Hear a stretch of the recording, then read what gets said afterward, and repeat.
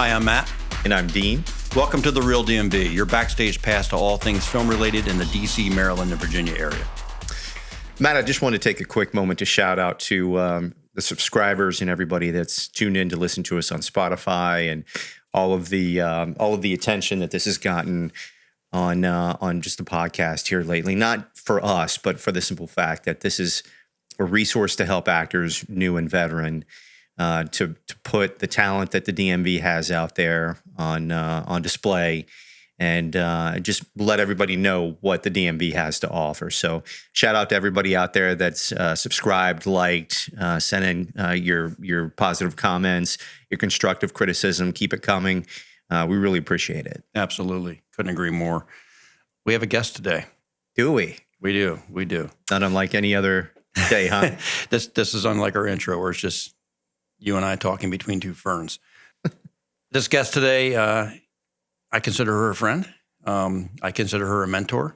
She is an actor. She's an opera singer. She's a voiceover artist. She's done, I can't name how many films and TV spots. She's done 60. Supremely talented, 60 commercials plus. She hails from Baltimore, or at least that's where she's living now. Yeah, shout out to Baltimore. She's working on an episode, or she just finished a feature film in New Jersey. Has some stars in there. Costas Mandylor, who was in the Saw movies. He's the detective in those. She is just finished a film called The Human Supremacist. I think we'll talk about that. She was in Death for Dinner. Actually, there's a few titles with death in them. There's a lot of death. There's a lot of darkness in this one. There's a title with Gothic in there, and I want to ask her about that when that comes up. But Death for Dinner had Michael Pere, if I'm saying his name right, Wendell Kinney, and John Savage, all pretty well-known stars. She was the opera singer in, I want to say, the season finale of season 2 for House of Cards. House of Cards, yeah. I'm going to ask her about that. She is no stranger to the set.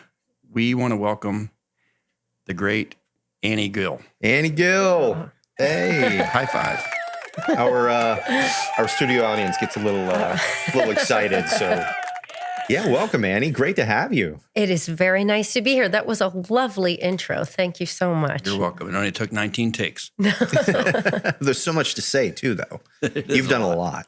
Oh, yes. Well, I thank you. I love to work, and I love to stay busy. So no complaints. Well, you're uber talented, and we're going to get into that. I took a look at your entire resume. Went on IMDb. There's a way to check out your voiceover resume, right?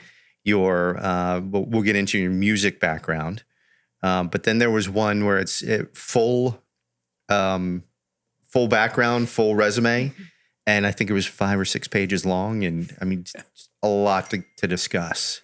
Well, and you started out in theater, right? Yes, as a youngin'. Yes, I did. When I was in middle school, so I live in Baltimore now. Originally from Ohio. Got it. And so I grew up in Cincinnati, which actually Cincinnati has a wonderful theater scene, wonderful music scene. And I was very fortunate from a young age that my parents were very supportive and very encouraging of all of my artistic pursuits.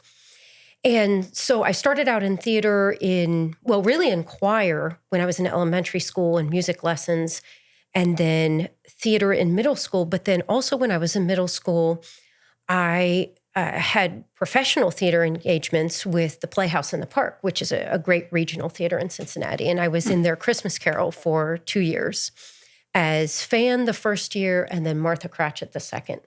And so that kind of jump-started my professional career from a young age. So because you're in the DMV area now, Baltimore, what led you from Ohio to this area, or were there a few stops in between? There were. So I grew up in Cincinnati, and then when I went to college, I did theater, but then really the first voice teacher I had said, "Oh, I think you're going to be an opera singer," and I didn't know anything about it, but then I really fell in love with opera. So I kind of, not really, I don't want to say a detour because I'm still singing opera now, but I took a very intensive journey into opera probably from high school through the past 20 years.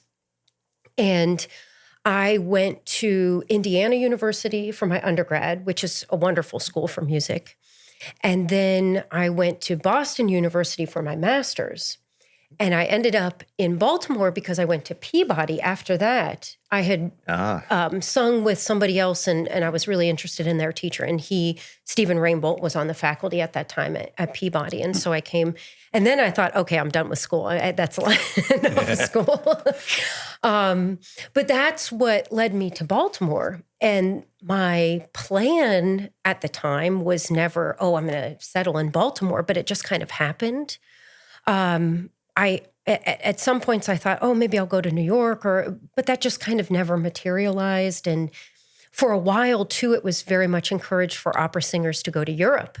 But for whatever reason, I can't describe it necessarily, but I just always felt in my gut, I don't know, that wasn't the right path for me. And so I just kind of stayed in Baltimore, but it's been a good thing, I think. Trusted your instincts. Are you doing this full time? I am. So I'm full-time freelance, but that encompasses a lot. So I'd say actor, singer, voiceover artist. I teach voice and piano. And also some acting. I'll give coachings if my students are preparing for auditions for high school or college. And then I review grants too. I'm a grant reviewer for the Maryland State Arts Council. Okay. That's kind of like another pickup job. Yeah. So no, I don't want to say I don't have any jobs outside of the arts because I'm always trying to, manage my income, but I am pretty much full-time freelance. It's a great place to be because we talked about that in a couple other episodes we did where we, a lot of people in the DMV area have a day job. Yes. Making this the day job is a leap sometimes.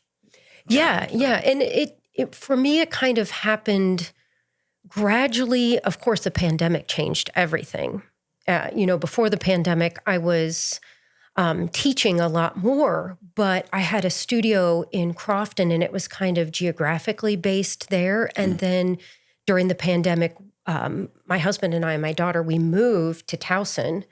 And so just by that moving and the pandemic in general, because a lot of people didn't want online lessons, my studio kind of decreased. And then, fortuitously, acting work picked up. And self-taping. Yes, and self-taping, which I like. We can talk about it. Which is the only world I know because I came at this late. So I don't know the world of going in for auditions. Okay, there are some things I miss about being in the room, but overall, I like to self-tape. That's a whole art in and of itself. Now, was the original plan to be a singer or an actor?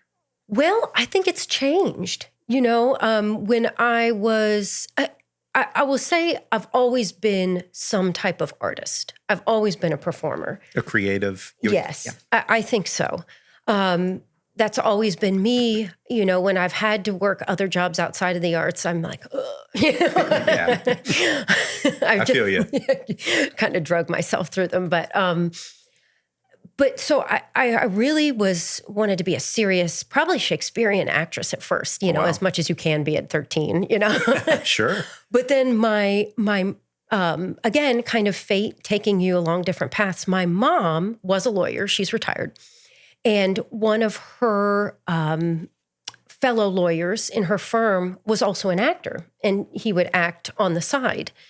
And my mom went to him for advice and said, Annie's very serious about acting. Do you have any advice? And he said, well, she should probably take voice lessons because it's just really good if an actor can sing too. But then my first voice teacher said, I think you're going to be an opera singer. And then so that kind of led me down that other path. But then it was House of Cards in 2013 where they kind of came together. Yeah. That's a good segue. And I know, Matt, you have a question about House of Cards specifically, but I looked up your album. And so just to put it out there, the album is Songs of Love and Hope. Yes. Came out in 2021. Beautiful. Oh, thank you. Absolutely beautiful.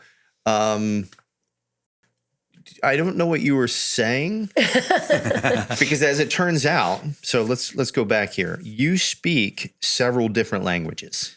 Yes. And now I wouldn't say I'm really fluent in anything to where I would have the ability of a native speaker, but certainly as an opera singer, we have to be pretty comfortable in all the languages we sing in. And the standards for opera singers are German, Italian, and French. I mean, outside of English, those are the big three, German, Italian, and French.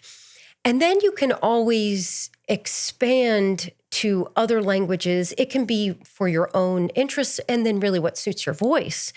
And just my part of my own ethnic background is Slovak. And so I kind of started to get into Czech and Slovak music, which not many people sing, just because there's not as much music written in those languages. I mean, there's still a lot to discover, but they're, again, not the big three. But that was kind of another little detour I took. And during the pandemic, prior to the pandemic, I had been asked to give a recital in Czech and Slovak for an art song recital series. And so I created a whole program. And then during the pandemic, which was, I mean, it's hard for everybody, but artists. Yeah. We've had some rough years. But so, when you're in the pandemic and you're looking, what can I do? How can I continue to create? And a longtime collaborator, Andrew Stewart, who's a wonderful pianist. I mean, he's just amazing. And we've worked together for a long time. We had done that recital together, and we both kind of came up with the idea to create the album. And so it was nice for us just to have something to work on. Now I'm sorry, that's not the only album that you have, or is it? Well, I'm on some other albums, but Okay. that's my only solo album. And it might be the only one I ever do. It was a lot. That's on Spotify if anybody wants to find it? Yes. Okay. Yes. And we'll post a link in the description. Yeah. And also on my Instagram page, if you go to my link tree, there's a link to the album. Oh, perfect. And we'll ask you at the end if we'll put your Instagram down below as well. Yeah, the House of Cards question you mentioned, I mean, for me, that seems like a very specific ask to do the opera singing piece for that. So and you may not know the answer to this question because you'll never know maybe how many people audition for that, but it's a very specific role. You got to knock it out of the park on a number of different levels. Yes. So I guess my question is two-part. What was the pressure like for that audition? What was it like on set once you got it? Was that the biggest thing you had done at that point? Oh, yeah. And what did you learn? It was so funny because, I just happened to see on Facebook that they were casting for an opera singer. And I thought, okay, it's like anything else. I was auditioning a lot at the time, opera-wise. And, especially as a woman, as a soprano, you don't get most of what you audition for. So I thought, whatever. Okay, I'll just submit. And then there was no callback. They just direct hired me. And I think I had sung something for my audition, and I had gone in and truly, I think they were looking for somebody who legitimately was an opera singer. But if you watch the clip, they feature me a lot in profile. So I think whatever it was about my profile, they liked that. Oh. So I think it was part my look, but then also part my skills. Okay. So again, it just kind of is being the right person for the right job at the right time. What did I learn from that? Well, it was pretty crazy because so in my youth, it was mostly theater, but I had done a little featured part and background for a movie in Cincinnati when I was in middle school. Are you allowed to say what that was? Yes, it was, I think it's still this title, Jimmy Crack Corn and I Don't Care, which is actually a really good movie. And you can find it, and it has some really famous people in it. I forget his name, but he was the mean teacher in that movie about the drummer. And he's in the He's in Spider-Man. Yes. He's been in a million things. Yes. He's a very famous actor. I'm sorry. His name is escaping me at the moment. And there was a guy from Clueless in it, and Jeremy Sisto, I think. I shared a scene with him, and I just remember at the time, all those years ago, being, this is so boring, because I was so used to theater, so in the moment.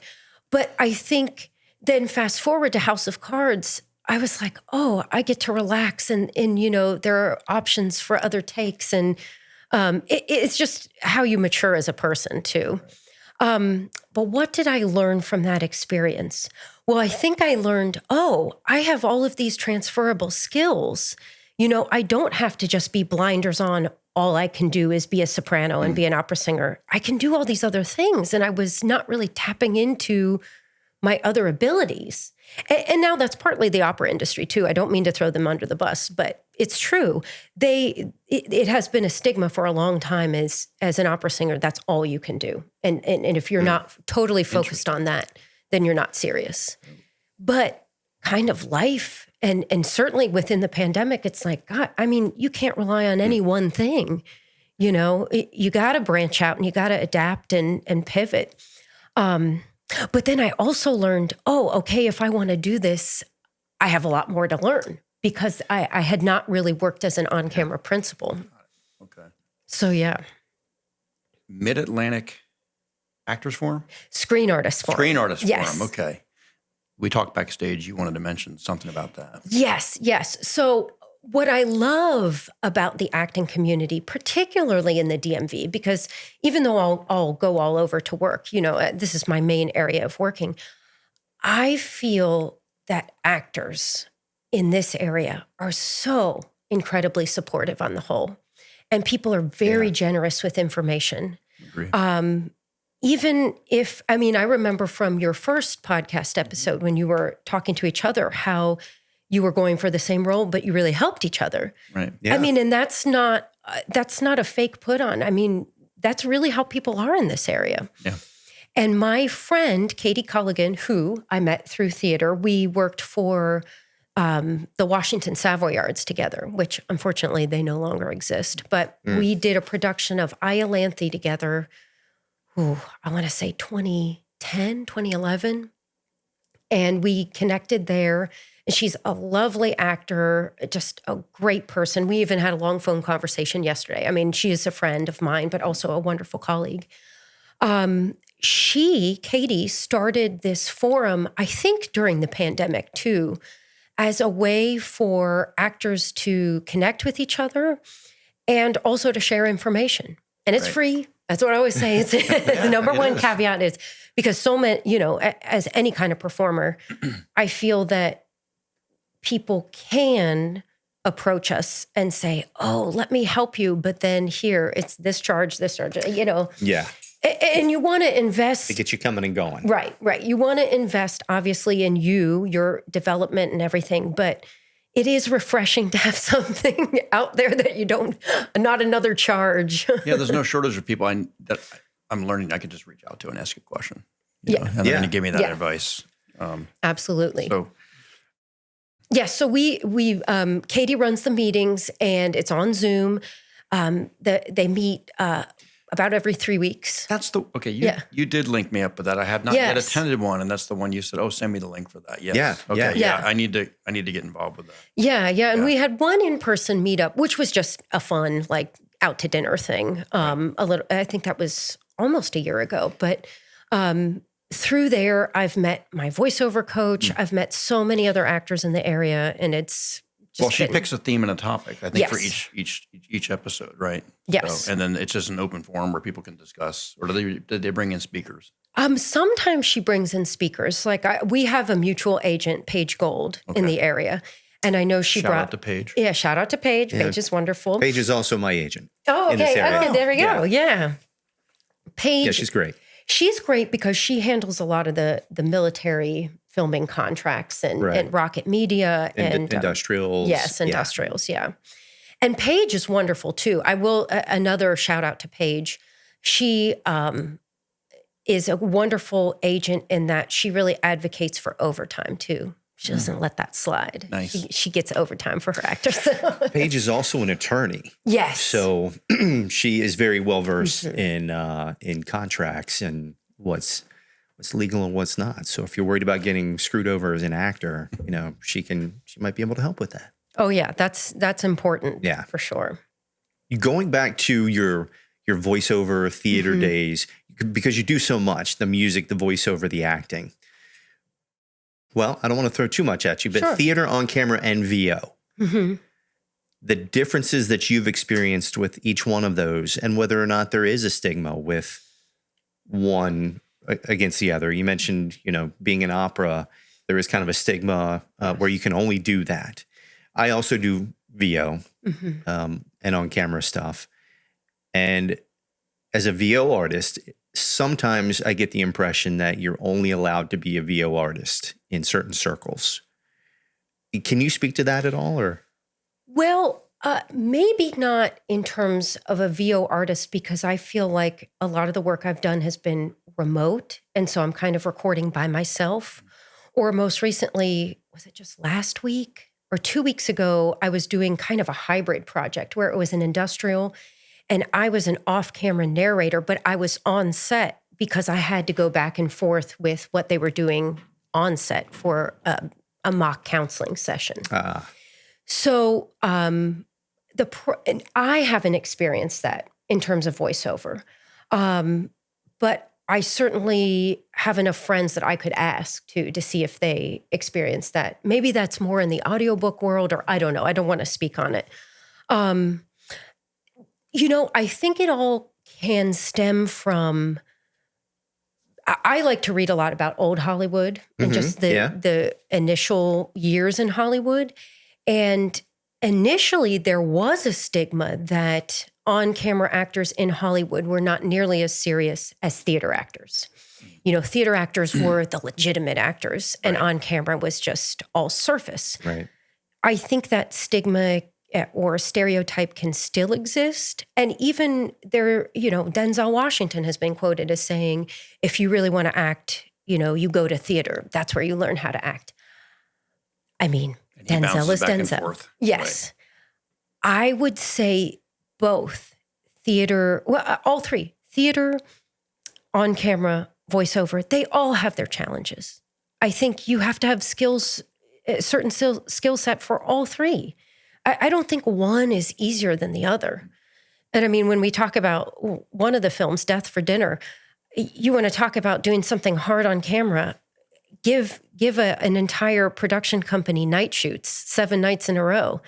And that's a challenge. And that was an ensemble. I mean, you were... Ensemble, yes. Yeah. But the most recent theater thing I did was about 1.5 years ago, I went down to Mississippi for a New Stage Theater, which is a wonderful regional theater company there. And I did Lend Me a Soprano, which that was very challenging too, because, theater you can't stop. And it was like kind of a 6-door farce. And that's all about timing. So I think it's hard to, I think you run into problems when you say, oh, this is more difficult than this. I think to be a great artist in any genre, you have to be very skilled and experienced. You traveled for Death for Dinner. Yes. I believe that was Chicago? It was in Ohio. Ohio. Yeah, okay. Actually, Middletown, Ohio. There is a production company there, Garnet Films, run by Lana Reed, who's a director, writer, producer. And that's where we shot the movie. I think when I met you on our second gig that you and I were on, you had just come back from that. Yes. And you had a good experience. So. Oh, yeah. It's an interesting experience. Yes. I mean, working nights, at least my body never flipped over. So, it was rough. Night shoots, night anything, it's tough on the body. And the older you get, the longer it takes to recover. How many days of shooting was that? It was about 2 weeks. And I think I had a day or two off in there. I did maybe 1 or 2 daytime things where we were shooting more of the scenes set during the daytime, but most of the movie is set during night. Well, that kind of gets to my question about your threshold for what kind of roles you take. Because when I met you, I was very new to this. And I learned 2 things. I learned, one, this community is very small, because I was on a shoot with you, and then a week later, your name came up and I was on another shoot with you. And I'm like, wow, is this common? You're like, this is very common. Yes. Everybody knows everybody. It happens all the time. I'm like, this is pretty cool. But then I learned more about what you've done and your background and your resume. And then I started asking myself, I'm like, well, those were big things for me because I'm new. When is it seems to me like no job is necessarily too small, but but everybody has a threshold for what they'll take. Yeah. I really try to evaluate every opportunity individually. I mean, certainly I try to set some monetary limits based on how far I need to travel and how much time it takes. Right. Two, because I have a young child. My daughter's 5. So it's always factoring into childcare and, am I going to be gone? All of those logistics, that factors in also, especially for film. I mean, commercials are easier because that's usually just a day or two. But in terms of limits, though, to what I would do, I can talk about my own personal limits. And I think that's important for any actor or performer to set and really stick to it and not be pressured into doing something you don't want to do. Funny enough, because so much of my life is dependent on my voice, a hard no for me is smoking. I will not smoke, and I will not be in a scene where I have to be around smoke. Because, whatever you see on camera, you all know from working on camera, you spend 10 times of that with take after take and different angles and everything. And I even had, I won't say what it was, but I even had a film role where smoking was involved. And I told the director, if I accept this, I can't smoke. So what's the alternative? Can we use fake cigarettes? And yes, we'll have fake cigarettes on set. Didn't happen. I show up on set and they were expecting real you to cigarettes. pretty much inhale. So. Yes. Now, luckily, that was only half of the day of shooting, and it was pretty limited, and I was able to go outside and take breaks. But I take my vocal health very seriously, and that's just a non-negotiable for me. Whereas, like nudity, man, if anybody wants to see it, no. No. My mother's like freaking out now. No. Wave hi to your mom. Yeah. No. I think, nudity, obviously, or any kind of sexual situation, that's very much up to the individual to decide. And I'm of the mindset of, I need to evaluate it, and is it gratuitous or does it really serve the plot? And is there going to be an intimacy? Sure. Push? Yes. Is there an extra $20 in it for you? Yes. Yeah. What are the terms? What are you going to see? And Michael Caine, I remember him saying, "Oh, just don't do it because it's forever on camera." But I don't know if it serves the plot and if it's shot in a good lighting, and I don't know. Yeah, I wouldn't. Right. Everything has to be evaluated on its own merit. Yes. Yeah. But like it gets logistics is a huge thing, and especially for the DMV area, because I mean you may be offered roles that are way outside of the DMV, maybe Atlanta, maybe Chicago or Ohio, and we've talked to actors who said, some roles are worth going into the red for, because maybe it's good real footage, maybe it's just the opportunity, maybe it's the exposure, and for everyone, it's a personal decision. Yeah. So. Yeah. I'm going to take a step back. What was your experience like? I'm going to go back to the House of Cards thing, because it sounds like that was the first foray into maybe on camera. Yes. And so there was a difference. There was a shift between theater, opera, and now you're on camera and they're doing different takes. What was that experience like, learning about that process? And do you have any stories that you're able to share from working on set? I think I had a healthy fear of Kevin Spacey. Was he on set when you were there? I shared a trailer with him for a minute. Yeah, when I was getting my hair and makeup done. And it was early in the morning, and I just got a vibe from him that he, when you work with named actors, you can be very intimidated by them because they're, a big deal and everything. And I think it was a good instinct of mine to not talk to him, because I think he was very focused, and whether it was method acting or just being in the zone, even when a named actor is there, you don't want to fan out over them. You want to treat them like a person, but also give them their space, because, he was wearing many hats on that set. He was producer, heavily involved in all the seasons. And so I did not talk to him, and that was probably the right decision. Well, but our acting coach shared an interesting story about being on set with him. And this is refreshing for all actors, I think, who are worried about remembering their lines, where she was on a laptop in the scene. He was supposed to be over her shoulder, and he said, "You know what? I'm going to tape my script right there on your screen. I'm going to be looking at it because the expectation is, I mean, he might have gotten some new sides that day, Yeah. Yeah. you know, and he had to go figure it out. So to hear that a named actor also has to sometimes have a bit of a crutch. Was, Oh, yeah. you know, Yeah, it can happen. And I mean, again, I won't, call people. I mean, Kevin was, wonderful. we're not calling out Kevin Spacey for not being off book. No, he We're was just very saying. prepared the day I was there. But sometimes, you do get such a volume of text in such a short amount of time. You got to do what you can do. Yeah. And recently, I was shooting in New Jersey. I did my first vertical film or vertical TV series. Can you explain that? Yes. So they're big in China, and they are meant to be watched on your phone. Like a TikTok-y thing. Yes. And the entire production company was Chinese, and Journey Entertainment. And so they distribute all these films over there. And they're I want to say they're somewhere between a soap opera and a telenovela. They're very over the top, so not at all subtle or grounded. You get these breakdowns of very grounded acting. No, this is not that.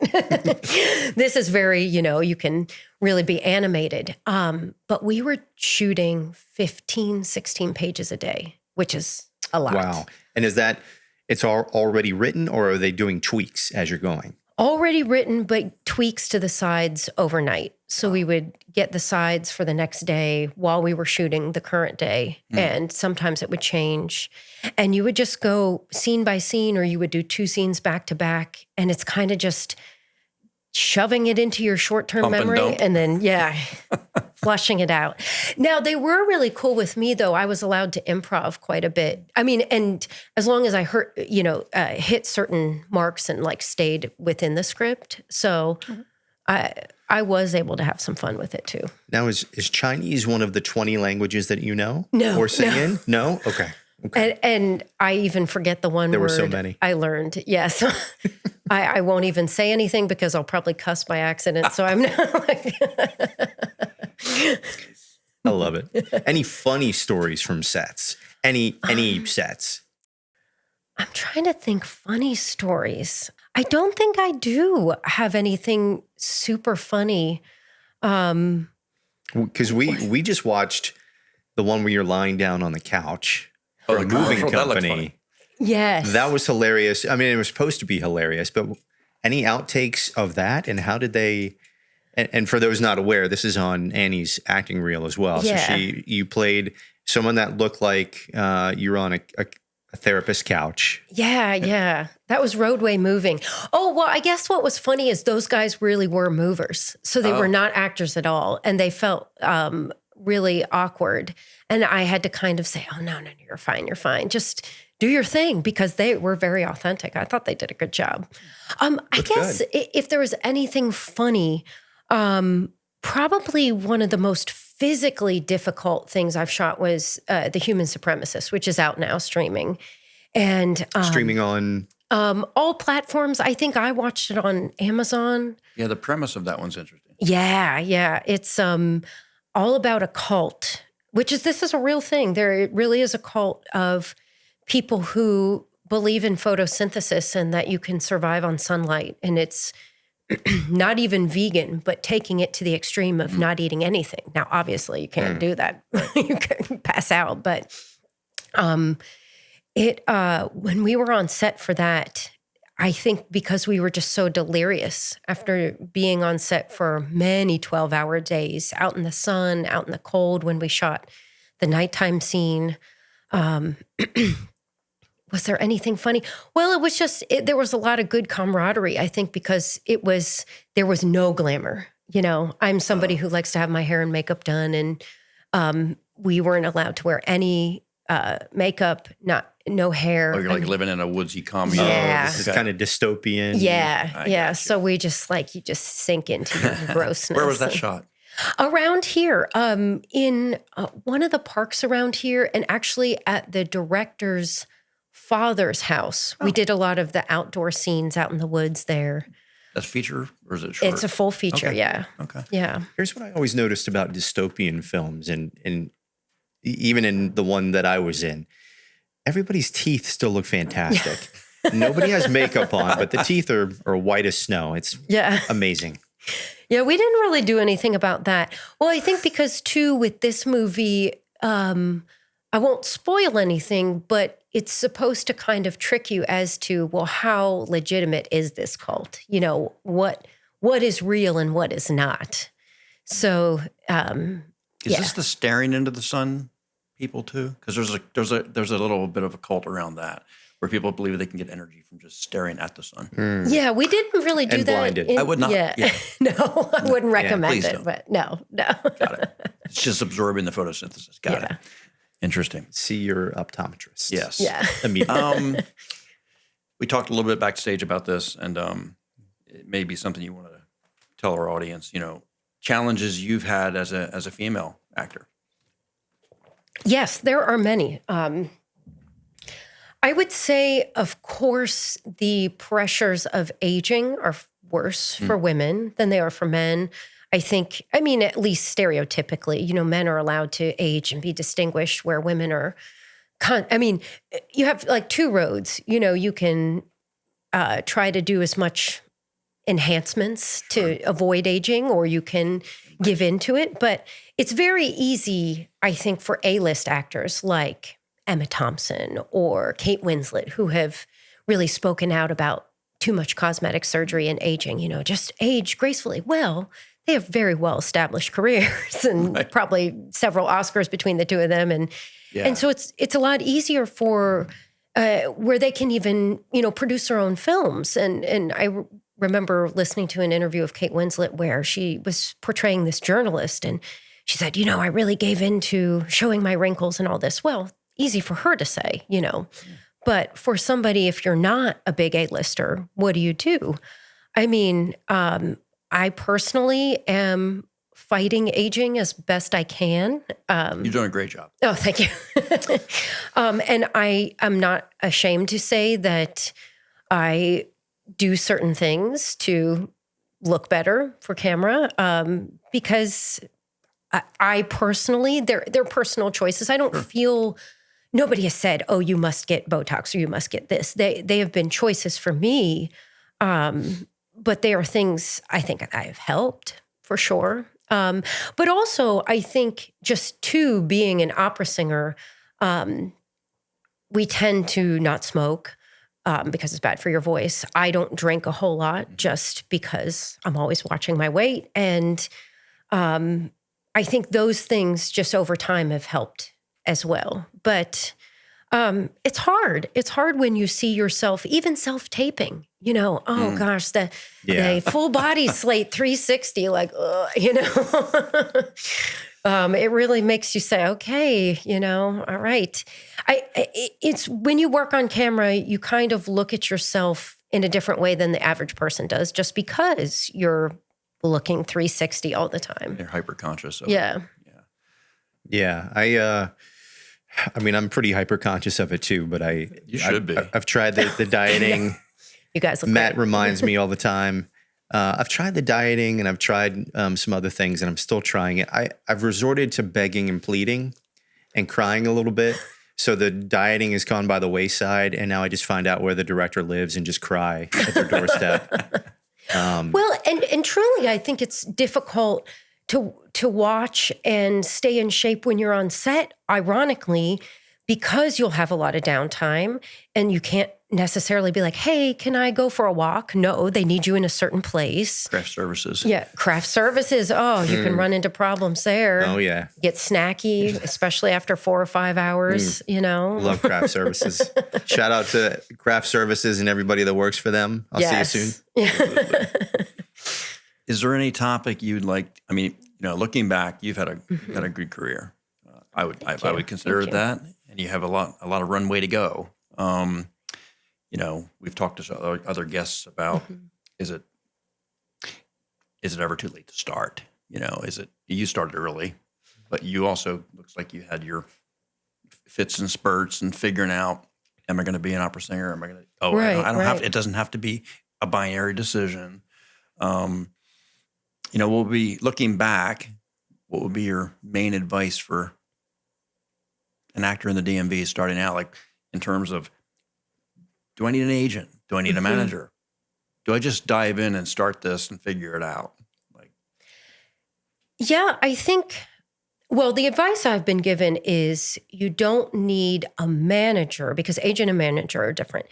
You don't, a trusted colleague of mine, Elliot Bales, who is, works around here, both theater and film and TV. He's really of the mindset or the school of you don't need a manager until you're making over $100,000 a year as an actor. wow.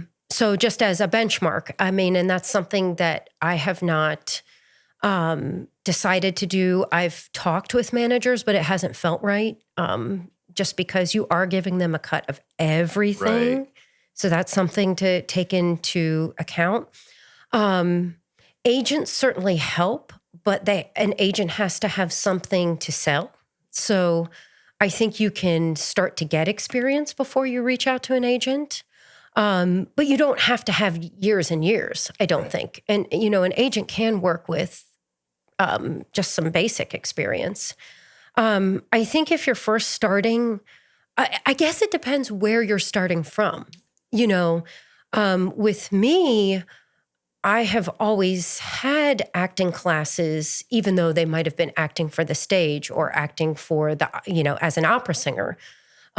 So certainly acting for camera is its own thing. And I was able to take those classes, shortly after House of Cards and kind of see where I needed to work. Oh, so you didn't have the acting for camera before Right. House of Cards, but that was Yes. the impetus for Yeah, doing that was, and so I said, okay, let me take some on-camera classes too, because it is its own thing. And certainly, much more focused on the face. right, and right. But so I think it depends where you're coming from. If you're coming from a field that's totally unrelated to performing, then yeah, you probably need to take some more acting classes and certainly get some headshots because it is amazing what a good headshot can do for you too. And another venue that is totally free, a couple of YouTube channels. Wendy Elaine Wright, I discovered her during the pandemic. She runs the TMFA, Talent Managers for Actors group on Facebook. And she has her own program, but that's pretty intensive, if you feel you need that much. But certainly her channel, she has a bunch of videos that are really helpful. Kurt Yu. we love Kurt. Love Yeah. Kurt. Yeah. Yeah, he's got Shout some, out Kurt. Yeah, great advice. Come see us. Even if you want to take individual sessions with, I've worked with 3 different actors. James Lewis, who's a voiceover coach. Shout out to James. I've heard you mention him before, Yes. yeah. Wonderful voiceover Shout out coach. James. Yeah. And he has a great studio, home studio. I mean, he built literally a studio in his basement. So it's a pro studio and a booth. He has a booth in his house. Yeah. Yeah. I do too. Yeah. It's expensive. It does. Yes. So I'm sorry, do you do all your voiceover? Do you do it there? No, I have my own mic Okay. and set up in my house. Okay. Yeah, so I'll do recording from home, or I'm fine to go to studios too. I like going to studios because then Do you use Source Connect? Have you done that? I have yet to do a project where I've needed Source Connect, but I always say I'm open to getting it, so I'm ready to get it. But- Yeah. I've had it for a couple of years now. I think maybe I've used it once, but Mhm. Can you explain that for me and the audience? yeah, sure. So Source Connect is a virtual way for you to record from your home studio, where they can, while you're broadcasting from your studio and you're tapping into another studio anywhere else. So let's say you're doing a job in LA. There's somebody sitting on the other end in a studio in LA while you are in your vocal booth at your home. And they're able to direct you, talk to you, and record you from your home, so you don't have to go anywhere. Very cool. But I've done that also. Well, so the versions of that I've done have either been directed with production on Zoom or Google Meet, but then I'm the one recording, and so then I've done it that way too. Yeah. It just depends on what their what they capabilities prefer. are. Yeah, There's no way we're running out of material with Annie Gill here. No, there's no way to run out. I'm processing. Oh, but other advice I would give to people for sure. I really am a proponent of voice lessons for an actor, even if you feel like you're not a singer. Because I will tell you, voice lessons, singing of any kind, it's just like yoga for your voice. It gets your voice in shape. It teaches you how to support. And I recently have been on set with many actors who have lost their voice because they don't have that system of breath support or placement to where they might be using their voice in a way that they get tired very easily, and then they're not able to make it through a 12-hour day. What's interesting about that is I do audiobooks, and I've found that to be spot on for audiobooks too. The breath control, voice control, and especially when you're just using your voice for hours a day. Yes. There's a way you're going to wear out your voice if you decide you're going to record an entire book in one day. So you have to space it out and go through a process. But that was good to know, and I learned that the hard way, the breath control. Yeah, and to take breaks too, because anybody, it doesn't matter how skilled you are, you kind of have a 2-hour time limit. So you have to, and long story short, I had a vocal injury. It happens, to any voice user, you're like an athlete. I had a vocal injury about 6-7 years ago. And so I worked with a voice therapist for a while to have better habits, to use my voice in a better manner. And so having those tools of really taking care of your instrument, and that's going to help you with accents too. It's going to help if you ever have to act in another foreign language. Singing in that language will help you too, because it's about the cadence of the language. It's not just the vocabulary; it's the placement and the style. I was going to ask you, have you taken any dialect or accent classes? Yes, not for a while, and I'm trying to think. Probably helps that you speak a lot of languages. Yes. Natively. Yes, that helps. Well, when I was in Lend Me a Soprano, I was the Italian opera singer, so I had to speak with an Italian accent. So I would watch a couple of YouTube videos, but of course then it helps to sing and speak in the language. And I sang, we have a duet in that show, but just the placement, yes, of how to do the language. If you've studied the language, then you say, okay, well then how would an Italian approach this American word? And you're able to carry that over. Well, I think you and I were asked to do the mysterious and elusive mid-Atlantic accent, of which does not exist. No, No, and I was asked to do that prior to the project that we're talking about on a VO project too. How's your mid-Atlantic accent? Well, you can go down a rabbit hole on YouTube and there's a million different people that have opinions of what that is or isn't. Exactly. So right. Yeah. Right. Is it the old-timey transatlantic accent? Is it Baltimore? Catherine is it, Hepburn, 30s-esque. Kelsey Grammer-ish. Yeah. It's like a faux English-British-ish sort of thing. Right. Sophisticated dialect. Yeah. Boy, I feel like we're going to need a part 2 with Annie. We're definitely going to need a part 2. But we say that all the time. We just scratch the surface. Exactly. It's just once we get to a stopping point, it's like we're just warming up. So we're definitely going to do a part 2 with you, Annie. Oh, great. If you'll have us. Oh, absolutely. If you'll be back. No, We didn't scare you off already. Yeah, no, this is great. I would just say, definitely classes, but also voice lessons and just reading, observing people, watching great actors do, what makes a great performance, and then conversely, what is not great, and then defining it for yourself and seeing. You can just learn so much about, people going to the mall. People watch. People watch, but even, take the time to, I watched On the Waterfront the other night. And going back to the oldies but goodies. Yeah. And it's like, why is Marlon Brando considered one of the greats? Okay, watch that movie and you'll see why. And you're, so just to take from all kinds of different parts of the arts and to constantly be learning I think that's what makes a great actor too. And why did you do Absolutely. why did you do the Island of Dr. Moreau? We'll never know. but Annie, it has been just fabulous having you on. Yes, it's been wonderful. We want to do this again. Loved having you. Oh, it was Just great. I personally learned a lot, as I always do when I'm with you. And if you, as the audience, if this was of value, please hit that like and subscribe button. Yes. And more to follow.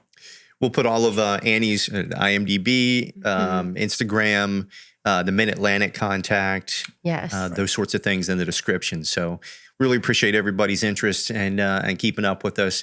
More to come, but Annie, Gill, fantastic. Thank you for being here and having us and dealing with us. So, and thank you all, because this is really, really good. And so, it's that wonderful tradition and just practice of paying it forward. People have helped you, so you want to help other absolutely, people. absolutely. Yeah. Just to be a resource for those that don't have a resource, maybe. Or maybe they're hearing something new for the first time, or maybe you've heard it 30 times already, but never hurts to hear it again. You can always use a refresher. So definitely make sure you like and subscribe, hit the subscribe button, follow Annie on social media, and we'll see you soon.